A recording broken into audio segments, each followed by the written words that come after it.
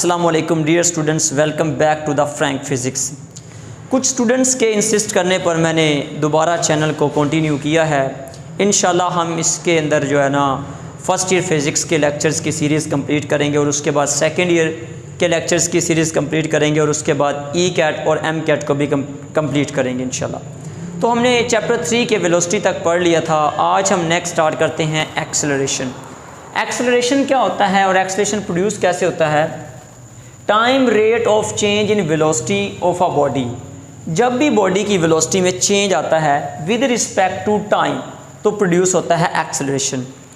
अगर हम इसकी मैथमेटिकल फॉर्म देखें तो ये फार्मूला इसका क्या है? चेंज इन वेलोसिटी, क्योंकि फार्मूला जो है वो डेफिनेशन के अंदर ही होता है। डेफिनेशन देखें, change in velocity with respect to time, change in velocity with respect to time produces acceleration. ये हमने एवरेज एक्सेलरेशन क्यों लिया? क्योंकि जो चेंज इन वेलोसिटी है ये दो तरह से हो सकता है। चेंज इन वेलोसिटी या तो वेलोसिटी इंक्रीज़ करने से भी एक्सेलरेशन प्रोड्यूस हो सकता है या वेलोसिटी के डिक्रीज़ करने से भी एक्सेलरेशन प्रोड्यूस हो सकता है। क्योंकि हमने तो चेंज देखना है, बढ़ रही है तो तब भी चेंज है, वेलोसिटी कम हो रही है तो तब भी चेंज है। तो इससे एक चीज़ और हमें समझ आ गई कि वेलोसिटी अगर दो तरह से चेंज हो सकती है तो फिर एक्सेलरेशन भी दो तरह का होगा। एक को हम नाम देते हैं पॉजिटिव एक्सेलरेशन, एक को नाम देते हैं हम नेगेटिव एक्सेलरेशन।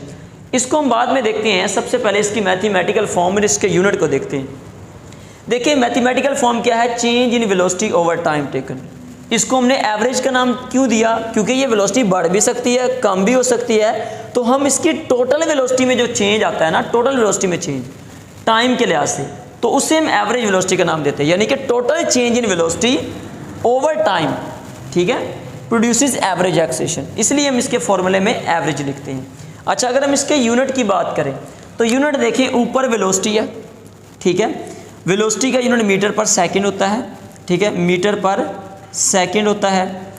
और नीचे टाइम है, टाइम का यूनिट सेकंड होता है, तो ये बन गया मीटर पर सेकंड स्क्वायर। जब ये सेकंड ऊपर जाएगा तो पर सेकंड बन जाएगा। ये इसका एसआई यूनिट है, ठीक है।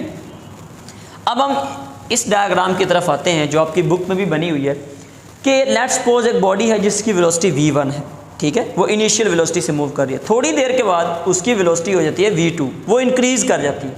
अब ये जो चेंज इन वेलोसिटी आया है, change in velocity v2 minus v1, ये change in velocity with respect to time produce करेगा एक्सेलरेशन। अब अगर इसको मैथमेटिकली ड्रॉ करना चाहें तो हमें पता है ये रिजल्टेंट वेक्टर है, क्योंकि इसमें देखो टेल से टेल मिली हुई है और हेड से हेड मिला हुआ है। इसका मतलब है ये हमारा रिजल्टेंट वेक्टर है। अब ये जो रिजल्टेंट वेक्टर है v2, इसको हमने एक तरफ लिख लिया और ये v1 प्लस, यानी कि ये डेल्टा v आ गया, change in velocity plus v1 ये आ गया, और ये हमारा रिजल्टेंट वेक्टर है तो हमने इसको इसके इक्वल रख दिया। चूँकि अब हमने चेंज इन वेलोसिटी को निकालना है तो इसको एक तरफ रखें, चेंज इन वेलोसिटी, ये v1 प्लस हो रहा है, इधर आके माइनस हो जाएगा, तो ये डेल्टा v हमारे पास आ गया v2 माइनस v1, ठीक हो गया। तो हम इसकी मैथमेटिकल फॉर्म को इस तरह भी लिख सकते हैं कि ये जो चेंज इन वेलोसिटी आई है ये है v2 minus v1 divide by t, तो ये हमारे पास क्या आ गया? एवरेज एक्सेलरेशन का फॉर्मूला आ गया, ठीक हो गया। अच्छा, उसके बाद अब हम आ जाते हैं पॉजिटिव और नेगेटिव एक्सेलरेशन की तरफ। मैंने आपको बताया क्योंकि change in velocity produces acceleration, और ये जो चेंज इन वेलोसिटी है ये दो तरह हो सकती है, या तो वेलोसिटी इंक्रीज़ कर रही है फिर भी चेंज आ रहा है, या वेलोसिटी डिक्रीज़ हो रही है फिर भी एक्सेलरेशन आ रहा है। तो फिर पॉजिटिव एक्सेलरेशन क्या है और नेगेटिव एक्सेलरेशन क्या है? पॉजिटिव एक्सेलरेशन कहते हैं जब बॉडी की वेलोसिटी इंक्रीज़ कर रही है, यानी बॉडी में वेलोसिटी में इस तरह चेंज आ रहा है कि वेलोसिटी इंक्रीज़ कर रही है। फ़र्ज़ करें एक गाड़ी है जो स्लो है, स्लो स्पीड से मूव कर रही है और एकदम उसकी स्पीड बढ़ जाती है, या दूसरे लफ्ज़ों में वेलोसिटी उसकी इंक्रीज़ कर रही है। जब वेलोसिटी इंक्रीज़ कर रही हो तो तब जो एक्सेलरेशन प्रोड्यूस होता है वो पॉजिटिव एक्सेलरेशन कहलाता है। If the velocity of the body increases with respect to time, तो तब जो चेंज इन वेलोसिटी आया है टाइम के लिहाज से वो पॉजिटिव एक्सेलरेशन प्रोड्यूस करेगा। और अगर वेलोसिटी में इस तरह चेंज आया है कि वेलोसिटी पहले गाड़ी की ज़्यादा थी, अब स्लो डाउन होना शुरू हो गई, ठीक है, तो तब जो एक्सेलरेशन प्रोड्यूस होगा उसे हम नेगेटिव एक्सेलरेशन का नाम देंगे, ठीक है। अब हम इन दोनों में जो फ़र्क है वो देख लेते हैं कि इन दोनों केसेस के अंदर एक्सेलरेशन की डायरेक्शन कौन सी होगी। अच्छा देखें, लेट्स सपोज हम पहले पॉजिटिव एक्सेलरेशन की बात कर रहे हैं। एक्सेलरेशन पॉजिटिव कौन सा होता है? जब वेलोसिटी इंक्रीज कर रही हो। अच्छा देखिए, पहले लेट्स सपोज गाड़ी की स्पीड कम थी, वेलोसिटी कम थी, इंक्रीज आ रहा है, इसका मतलब है पहले स्लो थी, अब स्पीड बढ़ गई है, वेलोसिटी बढ़ गई है, तो वेलोसिटी में चेंज तो आ रहा है, तो प्रोड्यूस हो रहा है एक्सेलरेशन, और कौन सा हो रहा है? पॉजिटिव। तो इस वक्त जो एक्सेलरेशन प्रोड्यूस हो रहा है ना, उसकी डायरेक्शन वही होगी जो इस गाड़ी की डायरेक्शन है, क्योंकि हमें पता है कि F equals to m a होता है, तो हमें पता है एक्सेलरेशन की वही डायरेक्शन होती है जिस तरफ फोर्स लगती है। चूंकि गाड़ी की स्पीड बढ़ा रहे हैं, वेलोसिटी बढ़ा रहे हैं, तो इसका मतलब है हम उसको आगे की तरफ फोर्स कर रहे हैं, तो फोर्स उसको आगे की तरफ कर रहे हैं, तो एक्सेलरेशन भी उसी तरफ होगा। इसका मतलब है एक्सेलरेशन की डायरेक्शन भी वही होगी जिस डायरेक्शन में गाड़ी मूव कर रही है। किसकी? पॉजिटिव एक्सेलरेशन की। इसका मतलब गाड़ी भी इधर जा रही है, तो एक्सेलरेशन की डायरेक्शन भी उसी तरफ है, ठीक है। लेकिन अब हम देखते हैं नेगेटिव एक्सेलरेशन की डायरेक्शन क्या होगी।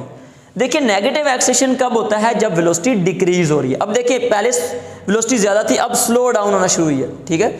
जब वेलोसिटी कम होना शुरू हुई है, इसका मतलब यह है कि उसको रोकने की कोशिश की गई है, उसको पीछे फोर्स किया गया, ठीक है। वो गाड़ी स्पीड से जा रही थी, उसको स्लो डाउन किया गया, मतलब उसको पीछे की तरफ फोर्स किया गया है। तो जब उसको फोर्स पीछे की तरफ किया गया है, तो उसमें एक्सेलरेशन भी पीछे की तरफ होगा, यानी नेगेटिव एक्सेलरेशन की डायरेक्शन गाड़ी की डायरेक्शन के ऑपोजिट होती है।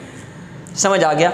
और चूंकि इस एक्सेलरेशन की पॉजिटिव हो या नेगेटिव हो, दोनों की डायरेक्शन है, इसलिए हम एक्सेलरेशन को कहते हैं कि ये एक वेक्टर क्वांटिटी है, ठीक है। इसलिए ये भी याद में रखना है कि एक्सेलरेशन क्या है? वेक्टर है। तो वो वेक्टर क्यों है? क्योंकि इसकी एक खास डायरेक्शन होती है, ठीक हो गया। इसके बाद आ जाए इंस्टेंटेनियस एक्सेलरेशन। इंस्टेंटेनियस एक्सेलरेशन कहते हैं, नाम से जाहिर हो रहा है instantaneous, eight any instant of time. किसी भी लम्हे में अगर वेलोसिटी में जो चेंज हम डिस्कस कर रहे हैं, उसे हम कहते हैं इंस्टेंटेनियस एक्सेलरेशन, यानी the value of the acceleration at any instant of time is known as instantaneous acceleration.